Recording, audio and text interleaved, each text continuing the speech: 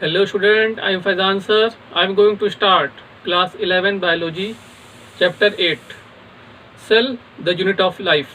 This is our third unit and before it we are discuss about the some topic which is related to this chapter. This is my third lecture from this chapter. Before it in lecture first we are discuss about the different type of cell which are exist on the earth and also discuss about its discoveries, how the cell are known. Now in the second video lecture we are discuss about the some structural organization of cell and also discuss about the nucleus and chromosomes.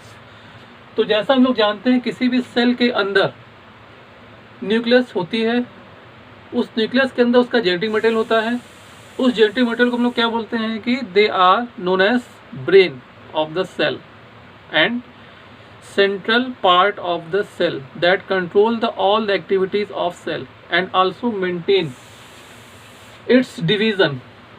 उसके cell division को भी maintain कर रहा होता है ये, जिसकी वजह से जनरेशन आफ्टर जनरेशन ये सेल अपने कैरेक्टरिस्टिक को मेंटेन कर पाती है और नए तरह की सेल बना पाती है.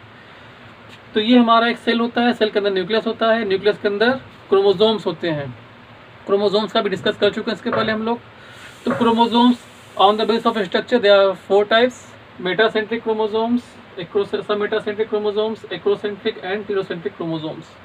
मेटासेंट्रिक में उसकी सेंट्रोमियर जो आर्म होती है, सेंट्रोमियर सेंटर में होगा और उसकी आर्म इक्वल साइज की होती है. सब मेटासेंट्रिक में वन आर्म स्मॉल होती है, सेकंड आर्म लार्ज होती है. एक्रोसेंट्रिक में one arm are very small, other arm are very large. In case of telocentric only one arm present on only one side of centromere. Now today we are discuss about the different organs and different cell organelles which are present inside the cell. अब जैसा कि हम लोग जानते हैं किसी भी living species को हम लोग लिविंग क्यों कहते हैं, क्योंकि अपने आप को मेंटेन कर पा रहा है, खुद से सस्टेन कर पा रहा है, उसके अंदर डिफरेंट डिफरेंट मेटाबॉलिक एक्टिविटीज़ हो रही है. अब डिफरेंट डिफरेंट मेटाबॉलिक एक्टिविटीज़ के बेस पे जैसे जो ऑर्गेनिज्म होगा वो रिस्पाशन करेगा, एक्सक्रीशन करेगा, सर्कुलेशन करेगा, उसके अंदर फूड टेकिंग प्रोसेस होगी, फूड रिलीजिंग प्रोसेस होगी, डिवीज़न होगा, अपने ऑफस्प्रिंग को देगा वो. तो ये सारी चीज़ें सेल के अंदर भी होती है. एक छोटी सी सेल जिसको हम लोग क्लियर कट आँख से देख भी नहीं सकते हैं, उसके अंदर ये सारी एक्टिविटीज़ होती है. अब वो कैसे एक्टिविटीज़ करता है, उसके अंदर कौन कौन से ऑर्गन्स होते हैं जिसकी वजह से फंक्शन परफॉर्म कर पाता है, वो हम लोग इसके बारे में आज स्टडी करने वाले हैं. तो इसके पहले हम लोग पढ़ चुके हैं कि जो इसका मेन पार्ट है, सेंट्रल पार्ट है, वो क्या है, इसका न्यूक्लियस है. अब न्यूक्लियस के अलावा यहाँ पे साइटोप्लाज्म होता है, सेकंड थर्ड इसकी क्या होती है, सेल वॉल होती है, सेल मेम्ब्रेन होती है. तो they are the three necessary thing which are required to complete cell. किसी भी एक सेल को कंप्लीट करने के लिए केवल ये तीन चीज़ें ही जरूरी हैं. पहला क्या, इसके पास न्यूक्लियस हो, दूसरा इसके पास साइटोप्लाज्म हो, थर्ड क्या हो, इसका सेल मेम्ब्रेन हो. अब सेल मेम्ब्रेन के बेस पे दो मेम्ब्रेन होती है, plasma membrane and cell wall.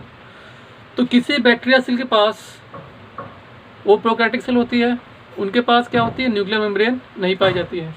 लेकिन यूकैरियोटिक सेल पास क्या होता है, न्यूक्लियर मेम्ब्रेन होता है. But in case of prokaryotic cell except this cytoplasm, plasma cell wall and nucleus, ribosomes and sometime mesosomes and quantasomes are present. Due to this they perform their activities. But in case of eukaryotic cell different type of cell organelles are present. First of all we discuss about the covering of a cell. जैसे हम लोग अपनी body देखते हैं, हमारी body भी क्या है, पूरी तरह से कवर है स्किन के थ्रू. ऐसे प्लांट को देखा जाए तो प्लांट के ऊपर क्या होते हैं, कार्क होते हैं, बार्क होते हैं, एपिडर्मल लेयर होती है, तो वो भी क्या है, पूरी तरह से कवर है. In the same manner cell भी क्या होती है, पूरी तरह से कवर होती है सेल मेम्ब्रेन से. अब मेम्ब्रेन दो तरह की होती है, plasma membrane and cell wall. Plasma membrane present in all types of cell which are exist on the earth. हमारे अर्थ पे जितनी भी सेल है उन सब के ऊपर प्लाज्मा मेम्ब्रेन पाई जाती है, चाहे वो प्रोकैरियोटिक सेल हो या यूकैरियोटिक सेल हो, बैक्टीरिया सेल हो, फंगस सेल हो, प्लांट सेल हो, एनिमल सेल हो. All cells complete consist of a single structure that is known as plasma membrane, PM. And second is cell wall. Cell wall may be present, may be absent. such as in case of bacteria, cell wall is made up of peptidoglycans. In case of fungus, cell wall is made up of chitin. In case of plant cell wall is made up of cellulose. But in case of animal cell wall is totally absent. वहाँ पे cell wall नहीं पाई जाती है. It means that plasma membrane is the essential part that are present in all types of cell. So first of all we discuss about plasma membrane. तो जैसा से पहले हम लोगों ने बात किया कि प्लाज्मा मेम्ब्रेन सभी सेल ऑर्गेनेल्स में पाई जाती है, सभी सेल के पास पाई जाती है, and their structural organization are also same in all types of organelles which are exist on the earth. तो इनका एक कॉमन स्ट्रक्चर होता है जिसको हम लोग डिस्कस करने वाले हैं. तो पहले इसकी डिस्कवरी के बारे में बात कर लेते हैं. तो first of all plasma membrane was discovered by Overton. Overton ने सबसे पहले प्लाज्मा मेम्ब्रेन को डिस्कवर किया था in the RBC, red blood cell. जो रेड ब्लड सेल होती है उसके अंदर सबसे पहले प्लाज्मा मेम्ब्रेन की डिस्कवरी की गई. और इसके बेस पे ये बोला गया कि इनका जो कवरिंग होता है वो लिपिड का बना होता है. Overton suggested that the plasma membrane are made up of only lipid layer. Lipid का एक फैटी कंपोनेंट है. तो उन्होंने ये बोला कि अगर लिपिड कंपोनेंट यहाँ पे है तो लिपिड कंपोनेंट के बेस पे यहाँ पे वाटर मॉलिक्यूल की इनपरमेबल हो जाएगी. अगर इसको हम लोग एक्सपेरिमेंट समझे तो हमें ज़्यादा क्लियर होगा. ये मान लिया हमने एक पॉट के अंदर कोई बर्तन ले लिया, उसके अंदर पानी भर दिए, और पानी के भरने के बाद जब उसमें हम लोग ऑयल की ड्रॉप डालेंगे तो ऑयल की ड्रॉप क्या होती है, उसके अंदर डिजॉल्व नहीं होती है.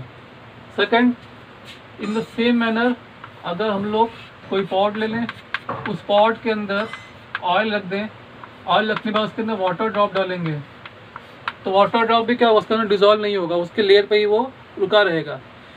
It means that these are the component that are not dissolve with each other. इसमें से वाटर क्या है, हमारा पोलर कंपोनेंट है, this is polar, and oil is non polar. तो इससे पता ये चला कि non polar component polar component के अंदर डिजॉल्व नहीं होते, उनको वो पार नहीं कर सकते हैं. तो ओवरटन ने अपना एक्सपेरिमेंट दिया कि इनके पास प्लाज्मा मेम्ब्रेन होती है जो कि लिपिड बनी होती है. अब इसके बेस पे अदर साइंटिस्ट आए जिन्होंने उनकी बात को डिस्कार्ड कर दिया. उन्होंने ये बोला कि अगर सेल के पास केवल लिपिड कंटेनिंग सेल वॉल होगी तो उसके बेस पे क्या होगा, ये वाटर कंपोनेंट या पोलर कंपोनेंट को अपने अंदर डिजॉल्व नहीं कर पाएंगे. आयनिक कंपोनेंट जो भी होंगे, जो भी पोलर कंपोनेंट होंगे वो उसके अंदर नहीं जा पाएंगे. जबकि सेल के अंदर पोलर और नॉन पोलर कंपोनेंट दोनों ही पाए जाते हैं, दोनों का एक्सचेंज होता है. तो इस बेस पे इनकी ये थ्योरी डिस्कार्ड कर दी गई. Second theory was given by Daniel and Dawson. Daniel Dawson model बोलते हैं इसको. तो डेनियल डेवसन दो साइंटिस्ट हैं जिन्होंने एक साथ कंबाइंडली एक्सपेरिमेंट किया और उसके बाद इन्होंने अपनी एक थ्योरी दी. वो थ्योरी क्या थी, उन्होंने ये बोला कि प्लाज्मा मेम्ब्रेन के पास लिपिड एंड प्रोटीन दोनों की कवरिंग होती है. इसके बेस पर उन्होंने एक मॉडल दिया अपना, और अपने मॉडल बेस पर उन्होंने एक डायग्राम प्रपोज किया था. वो डायग्राम क्या था उसको देख लेते हैं. They are suggested that the plasma membrane are made up of 3 layers.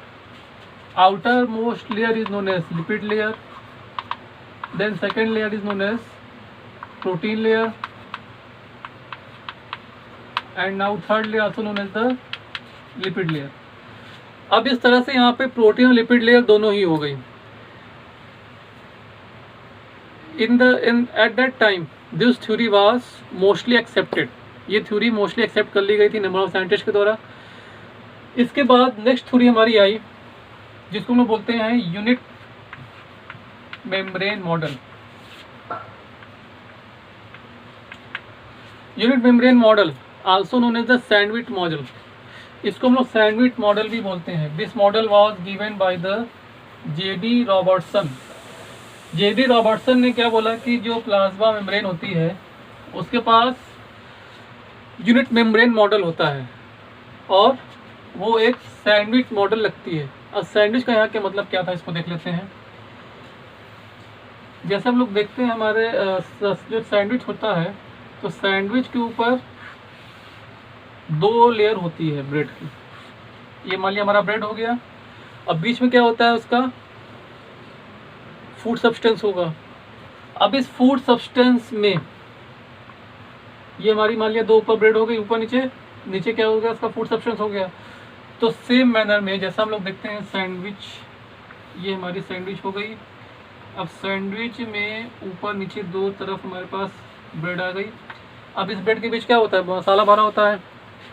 In the same manner ये भी स्ट्रक्चर वैसा ही दिख रहा है हम लोग को। तो upper layer is known as lipid layer, lower is known as the lipid layer, and middle layer known as the protein layer. ऊपर लिपिड लेयर थी, नीचे लिपिड लेयर थी, बीच में क्या थी, हमारी प्रोटीन लेयर थी। तो अब यहाँ और यहाँ पे अंतर क्या है, इन्होंने कोई प्रॉपर इसकी थिकनेस नहीं बताई थी। डेनियल डेविल्सन ने खाली ये बोला कि यहाँ पे लिपिड लेयर है, फिर प्रोटीन लेयर है, फिर लिपिड लेयर है। इसके बाद नेक्स्ट साइंटिस्ट जो आए रॉबर्टसन ने क्या बोला कि यहाँ पे एक निश्चित इनकी थिकनेस होती है। वो थिकनेस कितनी बताई, they are suggested that it is about 75 angstrom are thick.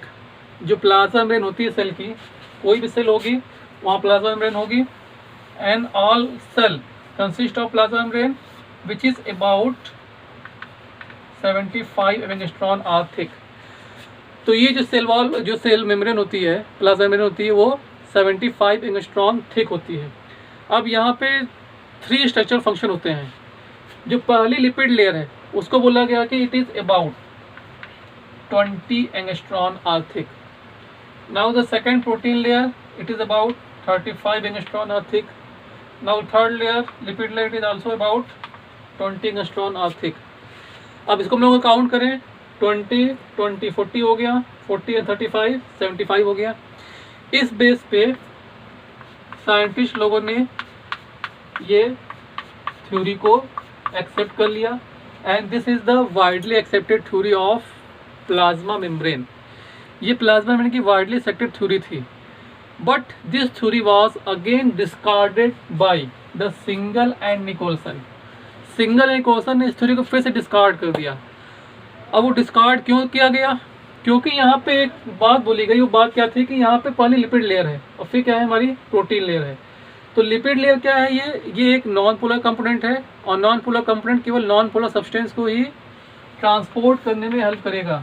जबकि प्रोटीन क्या है, हमारा एक पोलर कंपोनेंट है, ये पोलर कंपोनेंट को ही ट्रांसपोर्ट करने में हेल्प करेगा, यानी कि वाटर मॉलिक्यूल को मूव करने में हेल्प करेगा। लेकिन अगर सेल के ऊपर लिपिड लेयर है तो वाटर मॉलिक्यूल इसको पास ही नहीं कर पाएंगे, ये वाटर के लिए इम्परमेबल हो जाएगी। तो इसके बेस पे सिंगल निकोलसन ने ये कॉन्सेप्ट बोला कि ऐसा पॉसिबल नहीं हो सकता है कि हमारी पूरी जो सेल है वो पहले लिपिड लेयर की हो, फिर प्रोटीन लेयर की हो, फिर लिपिड लेयर की हो। क्योंकि अगर ऐसा होगा तो सेल के अंदर पोलर कंपोनेंट नहीं जा पाएंगे, सच एज वाटर मॉलिक्यूल नहीं जा पाएंगे, उसके अंदर अदर आयनिक कंपोनेंट नहीं जा पाएंगे, जैसे sodium, potassium, number of ionic component हैं जो कि इसको ट्रांसपोर्ट नहीं कर पाएंगे। तो इसके बेस पे सिंगल निकोलसन ने एक नेक्स्ट कॉन्सेप्ट दिया, और वो कॉन्सेप्ट क्या था, उस कॉन्सेप्ट को देखते हैं हम लोग। अब इसके बेस पे उन्होंने जो स्ट्रक्चर प्रपोज किया, this type of structure are consider as fluid mosaic model. अब इसको फ्लूइड मोजाइक मॉडल बोलते हैं हम लोग। यहाँ पे क्या होती है, नंबर ऑफ प्रोटीन और लिपिड लेयर, लिपिड कंपोनेंट एक ही लेयर में होते हैं। और इसकी थिकनेस कितनी होती है, इसकी थिकनेस सेम होगी, 75 एंगस्ट्रॉन का होगा। ये हमारा हो गया 75 एंगस्ट्रॉन का। अब इस 75 एंगस्ट्रॉन में डिफरेंट स्ट्रक्चरल ऑर्गेनाइजेशन होते हैं। सबसे पहले phospholipid, it is made up of phosphorus and lipid by component.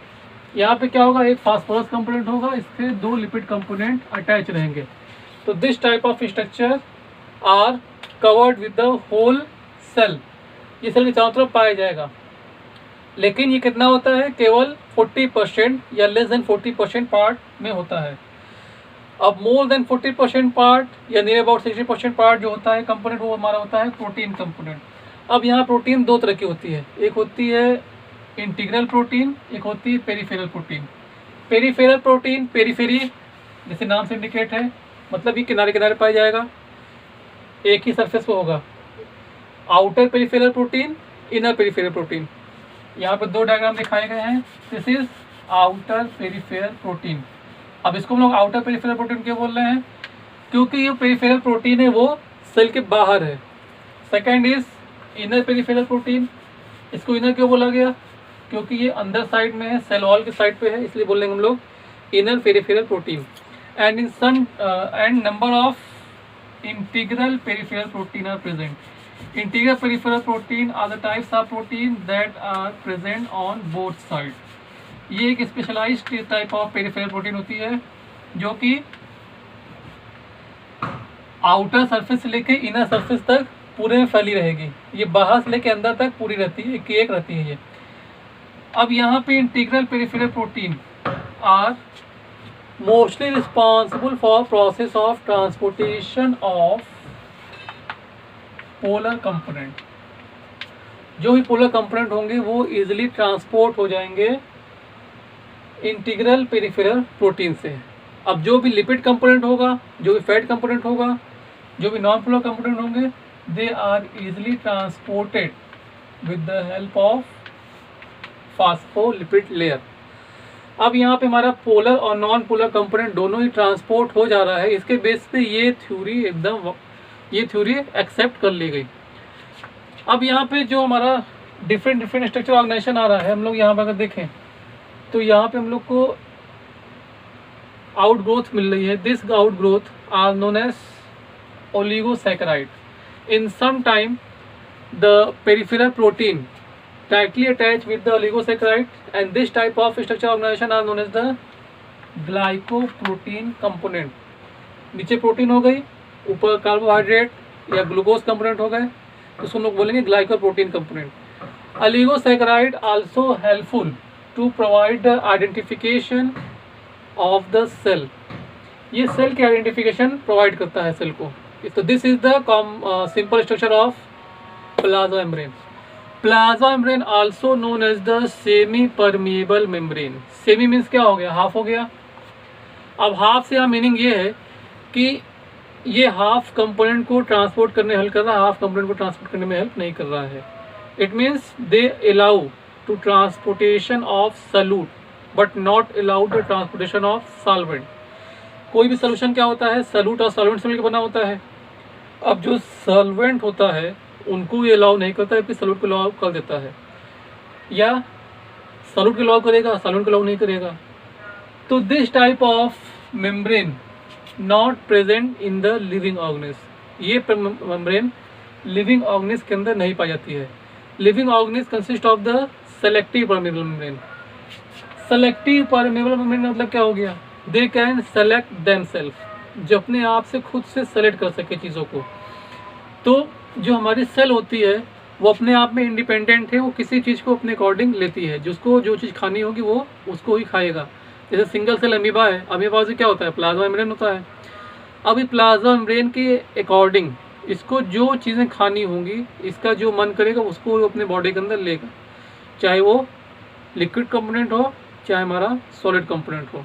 So the living component is consist of the type of membrane are known as the selective permeable membrane because they have ability to select the type of component that we take inside it. अब इसके base पर लोगों ने इसका simple structure देख लिया। Now we are discuss about the function of plasma membrane. तो there are number of types of transportation present inside the plasma membrane. तो प्लाज्मा मेम्ब्रेन में जो ट्रांसपोर्टेशन हो रहा होता है वो कई तरह का होता है। इसको देखते हैं ये किस तरह से होता है। तो सेल किसी भी चीज़ को कैसे ईट करती है, कैसे अपने अंदर लेती है, इसको डिस्कस करते हैं। अब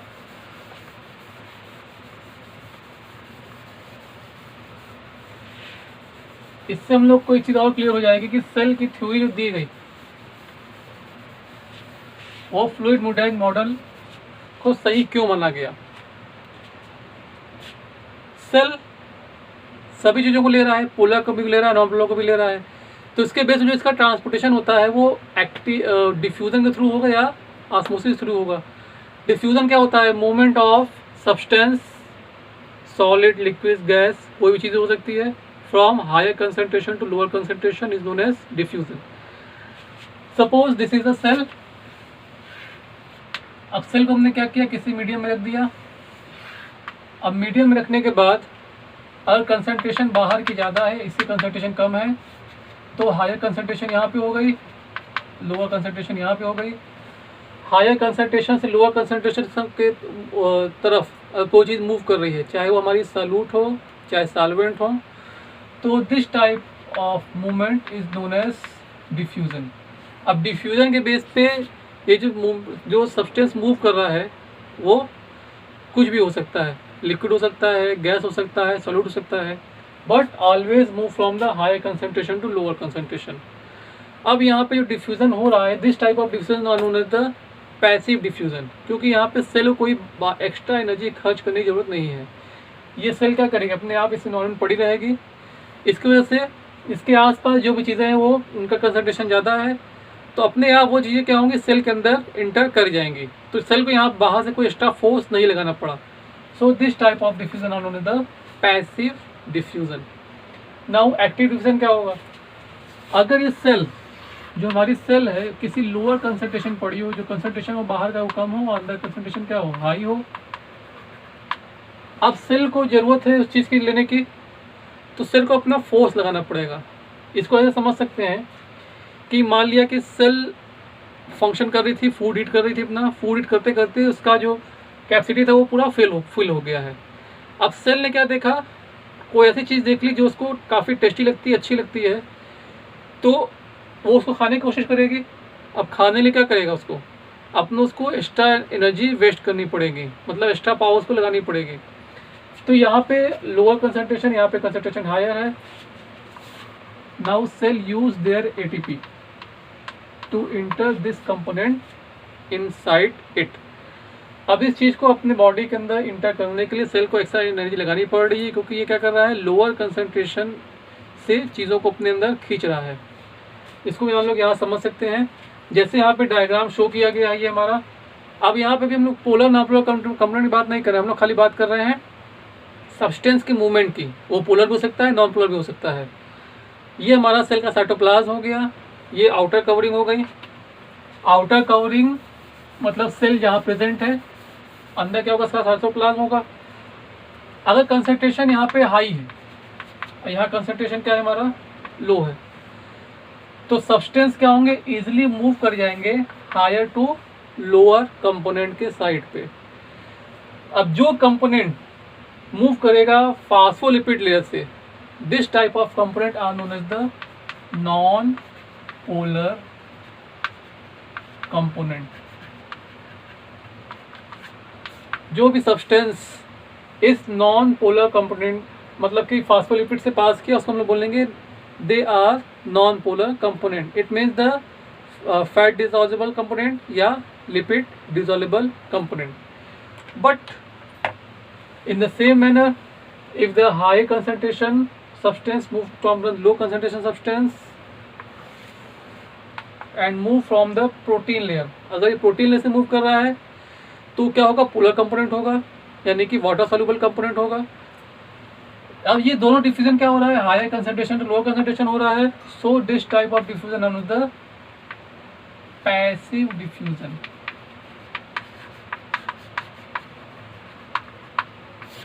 यहाँ पे सेल को अपनी कोई एक्स्ट्रा एनर्जी यूज नहीं करनी पड़ी। अब सपोज अगर हमारे पास जो कंसंट्रेशन बाहर का है वो कम हो जाए, अंदर कंसंट्रेशन क्या हो जाए? हमारा हाई हो जाए।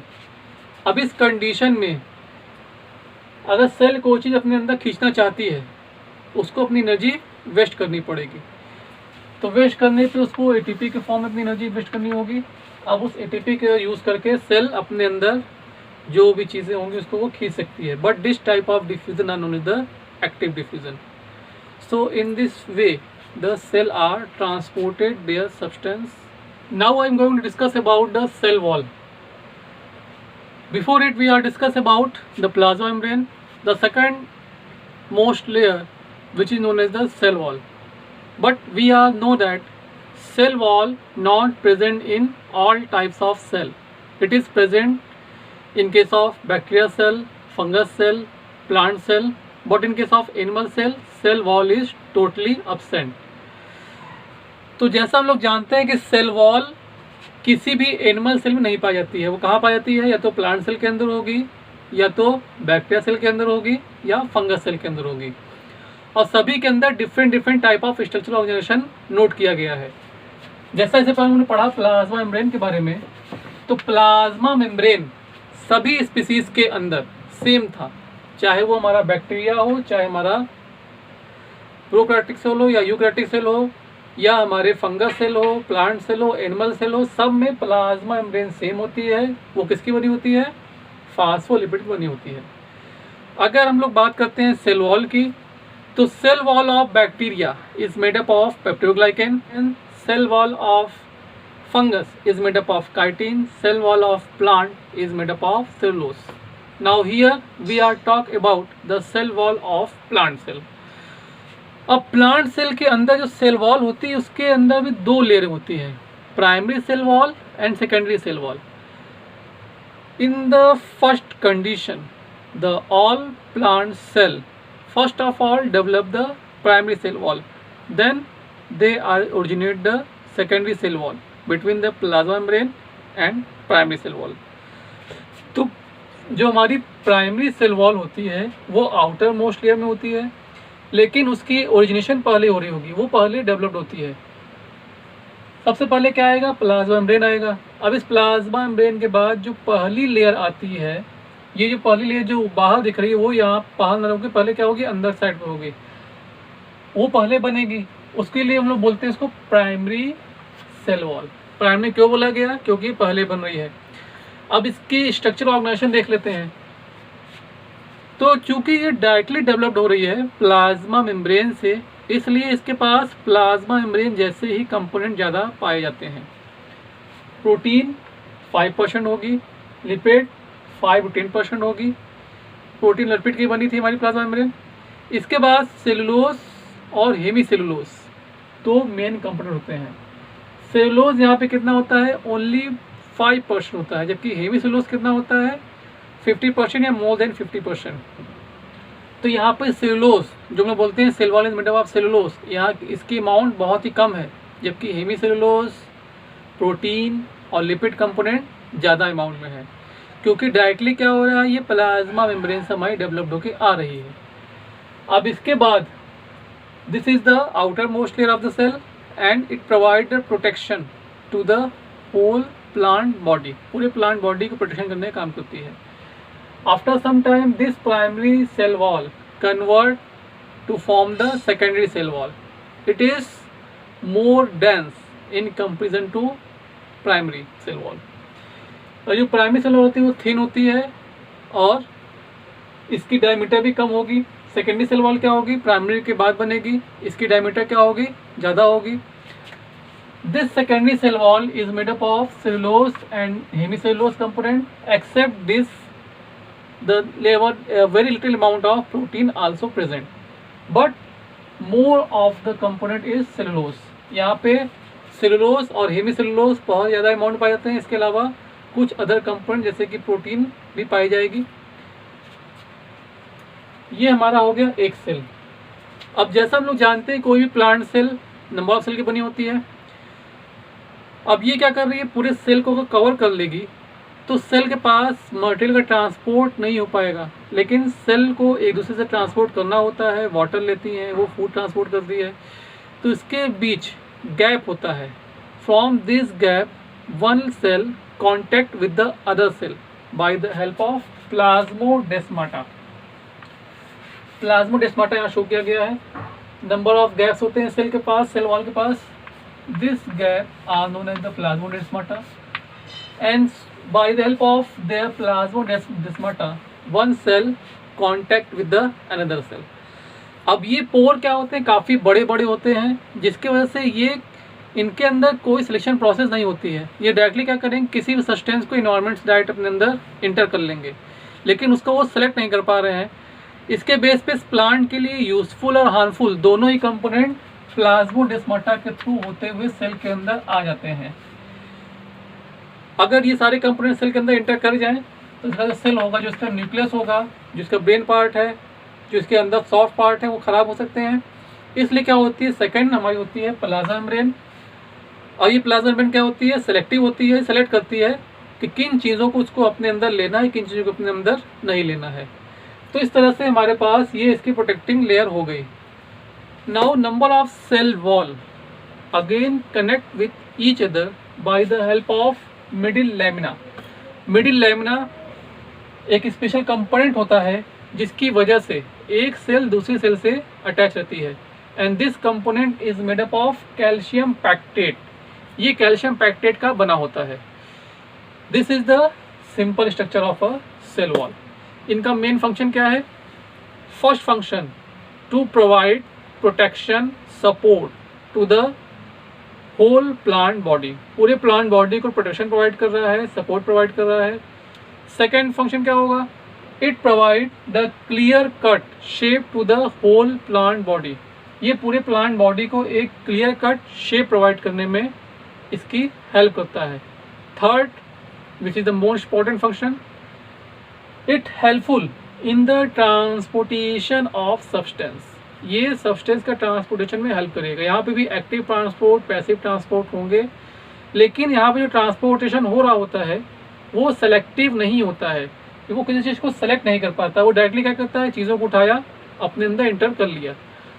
तो उसको सेलेक्ट करने के लिए नेक्स्ट हमारी मेम्ब्रेन आएगी प्लाज्मा मेम्ब्रेन, जिसको हम लोग पहले डिस्कस कर चुके हैं।